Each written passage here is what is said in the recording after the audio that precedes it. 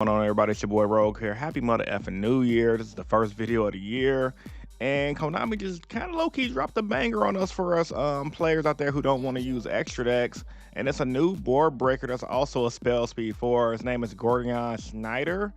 And the card seems pretty insane for the decks that it's good for. At the start of the main phase, targeting any number of face-up cards on the field, banish one card from your hand, or 6 from your extra deck for every target face down. Then return those targets to the hand.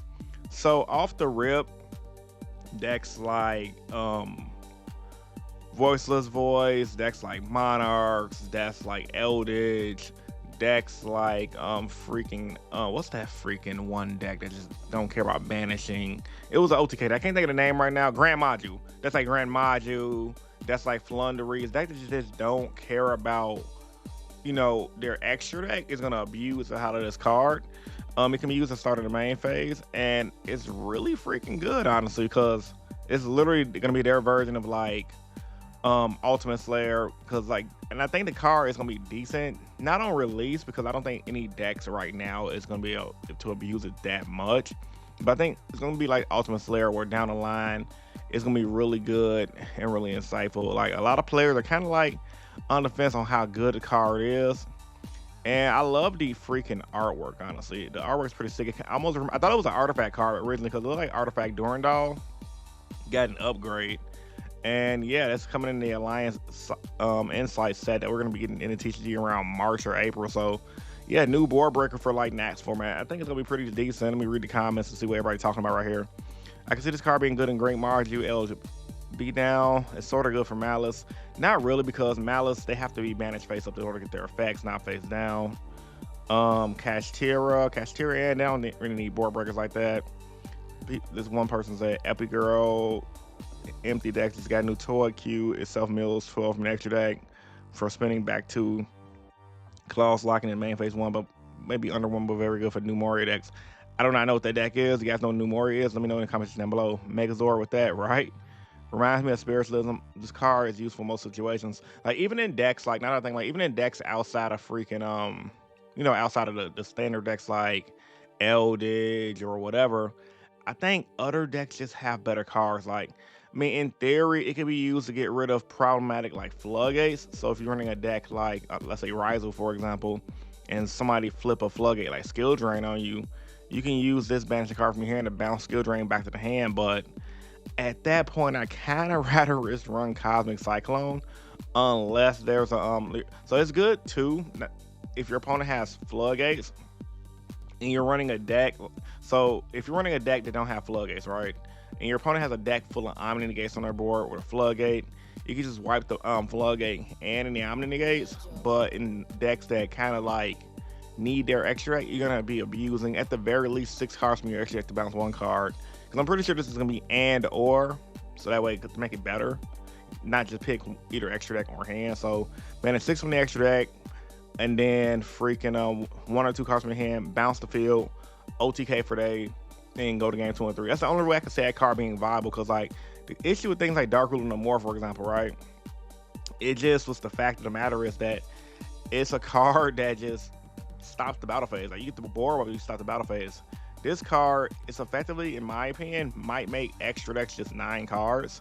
The more I think about it, if you build a deck around it. Because let's say if you build your deck around 9 card extra deck, and then 6 cards banished with this, like going to game 2 and 3, banish 6 from your extra deck. Now you got 9 cards. Banish 1 or 2 cards from your hand to wipe the floodgate. That might be threatening.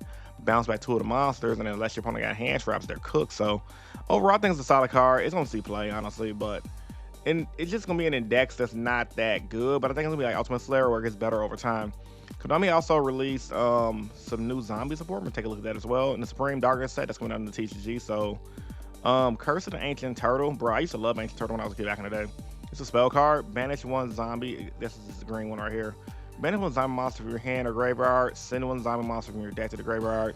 When your zombie monster is destroyed by battle, you can banish this card from your graveyard. Okay. Special summon 1 zombie monster. Well, that's defense from your deck. You only use each effect that curses only once per turn. That's pretty good. And it's a normal spell, so you can go ahead and thrust it to the field. So You're banishing zombie from your hand or graveyard to send one zombie from your deck to the graveyard. Then when your zombie is destroyed by battle, you can banish it from the graveyard, so summon one zombie monster with less defense from the monster, I guess, so it's destroyed. from your deck, bro, that's insane for zombie decks. Like, I don't know zombie deck combos, but bro, I know that that card in any other deck outside of zombies would be insane. So I think zombie got some good support coming, and they still got some cool stuff too. Like, I played against a zombie deck online yesterday.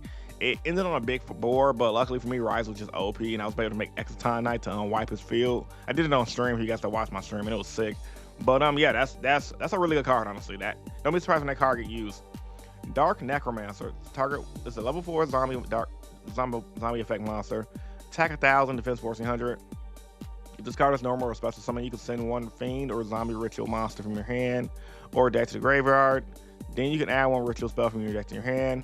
If this card is banished, target one of your banished level whatever or lower fiend or zombie monster special summon it, then you're gonna use this effect Dark Necromancer once per turn.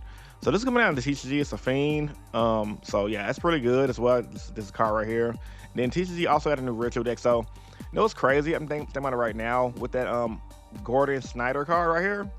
Since TCG has a new ritual deck, that card might be using that, because ritual decks don't really care about the extra decks. Sometimes they do, but a lot of times they don't. And then we also got some more TCG news as well. Let's see, this Ancient Turtle, Gordon Snyder. Okay, I guess that was it. Just more TCG stuff. Let me just read the comments on the TCG stuff right here. With Cursed Ancient Turtle, I presume it's 2,000 to be counterpart of Pyramid Turtle. Correct, 2,000 defense. Foolish Barrier for zombies need. You already know what the Ozark Ritual Monster does, right? And he's just reading now here because of Dark Necromancer, whom it will be interesting.